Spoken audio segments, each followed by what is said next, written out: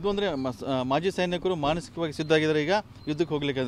ಮತ್ತೊಬ್ಬ ಮಾಜಿ ಸೈನಿಕರಿದ್ದಾರೆ, ನೋಡ್ತಾ ಇದ್ದಾರೆ ಯಾವ ರೀತಿ ಸಿಚುವೇಶನ್ ಇದೆ ಅಂತ ಹೇಳಿ. ಈಗ ಗಡಿಯಲ್ಲಿ ಆಪರೇಷನ್ ಸಿಂಧೂರ್ ಆಗ್ತಾ ಇದೆ, ಕಂಟಿನ್ಯೂ ಆಗ್ತಾ ಇದೆ. ಅಂದರೆ ಹಂತ ಹಂತವಾಗಿ ಸಿಚುವೇಶನ್ ಬೇರೆ ರೀತಿ ಪಡ್ಕೋತಾ ಇದೆ ಅಂತ, ತಿರುವು ಪಡ್ಕೋತಾ ಇದೆ. ಇವಾಗ ಇದು ಇಂಡಿಯಾ ಅವರ ಪಾಕಿಸ್ತಾನದ ನಡುವೆ ನಡೀತಾ ಇರೋದು ಏನಂದರೆ ಓನ್ಲಿ ಟ್ರೇಲರ್ ಅಷ್ಟೇ, ಪಿಕ್ಚರ್ ಅಭಿ ಬಾಕಿಯೇ. ಅಂದರೆ ಇನ್ನೂ ಇಂಡಿಯಾ ಇನ್ನೂ ತುಂಬ ಶಕ್ತಿಶಾಲಿಯಾಗಿದೆ, ಪಾಕಿಸ್ತಾನ್ಗಿಂತ ತುಂಬ ಶಕ್ತಿಶಾಲಿಯಾಗಿದೆ. ನಾವು ಅಲ್ಲಿ ಇಂಡಿಯನ್ ಆರ್ಮಿಯಲ್ಲಿ ವರ್ಕ್ ಮಾಡೋದ್ರಿಂದ ನಮಗೆ ಗೊತ್ತಾಗಿದೆ ಇಂಡಿಯಾದಲ್ಲಿ ಎಷ್ಟು ಶಕ್ತಿ ಇದೆ, ತಾಕತ್ತಿದೆ ಅಂತೇಳಿ.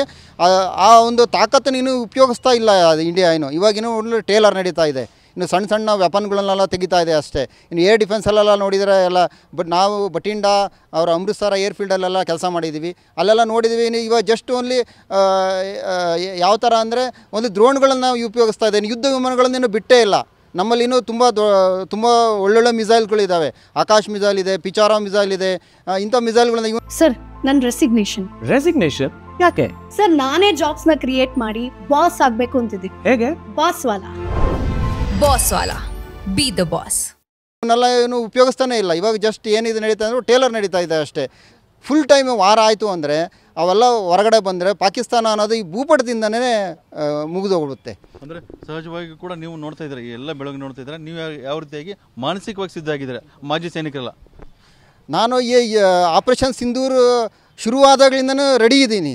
ನನಗೆ ಯಾವುದಾದ್ರು ಒಂದು ಮೆಸೇಜ್ ಬಂತು ಅಂದರೆ ಸಾಕು, ನಾವು ಹೋಗಿ ಯುದ್ಧ ಮಾಡೋದಕ್ಕೆ ರೆಡಿ ಇದ್ದೀವಿ. ನಾವು ಅದೇ ಒಂದು ಸ್ಥಳದಲ್ಲಿ, ಪಂಜಾಬ್ ಸ್ಥಳದಲ್ಲೇ ನಾವು ವರ್ಕ್ ಮಾಡಿದ್ರಿಂದ ನನಗೆಲ್ಲ ಅನುಭವ ಇದೆ. ಪಂಜಾಬ್ ಸ್ಥಳದಲ್ಲಿ ಅಮೃತಸರ ಇದೆ, ಬಟಿಂಡಾ ಇದೆ, ಅಲ್ಲಿನ ಏರ್ ಫೀಲ್ಡ್ಗಳ ಬಗ್ಗೆ ಎಲ್ಲ ಗೊತ್ತಿದೆ. ಆಮೇಲೆ ಅಲ್ಲಿ ಪಾಕಿಸ್ತಾನದ ರಡಾರ್ಸ್ಗಳ ಬಗ್ಗೆ ಗೊತ್ತಿದೆ, ಮಿಸೈಲ್ಗಳ ಬಗ್ಗೆ ಗೊತ್ತಿದೆ ನನಗೆ. ನಾನು ಅಲ್ಲಿ ಮುಖ್ಯವಾಗಿ ಕಮಾಂಡರ್ ಆಗಿದ್ದೆ, ಹಂಗಾಗಿ ನನಗೆ ಅಲ್ಲೇ ಪಾಕಿಸ್ತಾನಗಳ ಬಗ್ಗೆ ಎಲ್ಲ ಗೊತ್ತಿದೆ. ಇವಾಗಲೂ ನನಗೆ ಮೆಸೇಜ್ ಬಂತು ಅಂದರೆ ಇವಾಗಲೂ ನಾನು ಹೋಗೋದಕ್ಕೆ ರೆಡಿ ಆಗಿದ್ದೀನಿ ಫುಲ್ ಟೈಮ್. ಅಂದರೆ ಎಲ್ಲ ಬೆಳವಣಿಗೆ ನಂತರ ಅಂದರೆ ಸಹಜವಾಗಿ ಕೂಡ ವಾರ ಘೋಷಣೆ ಸಾಧ್ಯತೆ ಇದೆ. ಹೇಗೆ ಅನಿಸುತ್ತೆ ನೋಡಿದಾಗ ನಿಮಗೆ?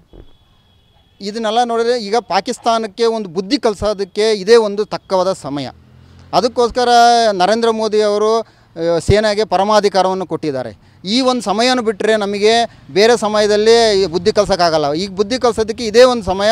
ಇವಾಗಲೇ ಫುಲ್ ಟೈಮ್ ವಾರ ಆಗಬೇಕು, ಪಾಕಿಸ್ತಾನವನ್ನು ಈ ನಕ್ಷೆಯಿಂದನೇ ತೆಗೆದುಹಾಕಬೇಕು ಅಂತ ನನ್ನ ಒಂದು ಅನಿಸಿಕೆ ಇದೆ. ನೀವು ರೆಡಿ ಇದ್ದೀರಾ ಎನಿ ಟೈಮು?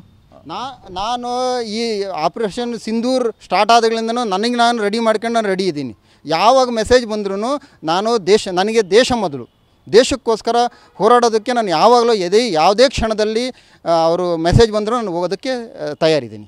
ನಮ್ಮ ಇಂಡಿಯನ್ ಆರ್ಮಿ ತಾಕತ್ತು ಹೇಗಿದೆ? ಇಂಡಿಯನ್ ಆರ್ಮಿ ಇದೆಯಲ್ಲ, ವರ್ಲ್ಡ್ ಬೆಸ್ಟ್ ಆರ್ಮಿ, ವರ್ಲ್ಡಲ್ಲೇ ಇರೋಂಥ ಒಂದು ಬೆಸ್ಟ್ ಆರ್ಮಿ, ಹೈಯೆಸ್ಟ್ ಟೆಕ್ನಾಲಜಿ ನಮ್ಮಲ್ಲಿದೆ. ಇಲ್ಲೇವರೆಗೂ ನಮಗೆ ಒಂದು ಸಂದರ್ಭ ಸಿಕ್ಕಿದ್ದಿಲ್ಲ ನಾವು ಅದನ್ನು ತೋರಿಸ್ಬಿಡೋದಕ್ಕೆ. ಇವಾಗ ನಮಗೆ ಬರ್ತಾಯಿದೆ. ನಮ್ಮಲ್ಲಿದೆ ಇಂಡಿಯಾದಲ್ಲಿ, ವರ್ಲ್ಡಲ್ಲೇ ಇರೋದು ಸಬ್ಸೆ ಹೈಯೆಸ್ಟ್ ಟೆಕ್ನಾಲಜಿ ನಮ್ಮ ಹತ್ರ ಇದೆ. ನಮ್ಮಲ್ಲಿ ಒಳ್ಳೊಳ್ಳೆ ಮಿಸೈಲ್ಸ್ ಇದ್ದಾವೆ, ಒಳ್ಳೊಳ್ಳೆ ಟೆಕ್ನಾಲಜೀಸ್ ಇದೆ, ನಮ್ಮ ಒಳ್ಳೊಳ್ಳೆ ಸೈಂಟಿಸ್ಟ್ ಇದ್ದಾರೆ, DRDO ಇದೆ, ನಮಗೆಲ್ಲ ಇದು ಮಾಡೋದಕ್ಕೆ ಹೆಲ್ಪ್ ಮಾಡೋದಕ್ಕೆ. ಆಮೇಲೆ ನಮ್ಮ ಮೇಯ್ನ್ ಅಂದರೆ ರಾಜನೀತಿ, ಕೂಟನೀತಿ ಅಂತಾರಲ್ಲ, ಹಂಗೆ ಬೇರೆ ದೇಶಗಳೆಲ್ಲ ನಮಗೆ ಸಪೋರ್ಟ್ ಮಾಡ್ತಾ ಇದ್ದಾವೆ. ಅದಕ್ಕಿಂತನೂ ಮೇಲಾಗಿ ನರೇಂದ್ರ ಮೋದಿ ಅಂತ ಒಬ್ಬ ಒಳ್ಳೆ ನೇತ ನಮಗೆ ಸಪೋರ್ಟ್ ಆಗಿದ್ದಾರೆ.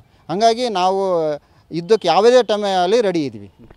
ಇದು ಇರುವಂಥ ಮಾಜಿ ಸೈನಿಕರ ಮಾತಾಗಿದೆ. ಕ್ಯಾಮ್ರಾಮನ್ ಶಶಿಕುಮಾರ್ ಜೊತೆ ಬಸವರಾಜ್ ಗಂಡ್ವಿ, TV9 ಶಿವಮೊಗ್ಗ.